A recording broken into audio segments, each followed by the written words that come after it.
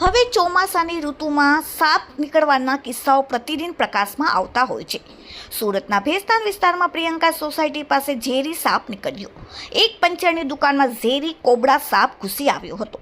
પંચરની દુકાનમાં છુપાઈને બેઠેલા ઝેરી કોબરા સાપનું રેસ્ક્યુ કરવામાં આવ્યું હતું. પ્રયાસ સંસ્થાના સ્થાનિક વોલેન્ટિયરે સાપનું રેસ્ક્યુ કર્યું હતું. ખૂબ ઝેરી કોબરા સાપને 1 થી 1.5 કલાક કરતાં વધુની જહેમત બાદ સફળ રેસ્ક્યુ કરાયો હતો. ઝેરી સાપ ઘૂસી આવતા લોકોમાં ડરનો માહોલ છવાઈ ગયો હતો અને લોકોના ટોળા એકઠા થઈ ગયા હતા. રાતનો સમય હતો છતાં ફ્લેશ લાઇટ લઈને પણ સાપનું રેસ્ક્યુ કરવામાં આવ્યો. ખૂબ જ મહેનત કર્યા બાદ અંતે સાપને સફળતાપૂર્વક રેસ્ક્યુ કરવામાં આવ્યો અને ત્યારબાદ સાપને સુરક્ષિત જગ્યાએ મુક્ત કરવામાં આવ્યો. Bureau report, daily India TV, Surat.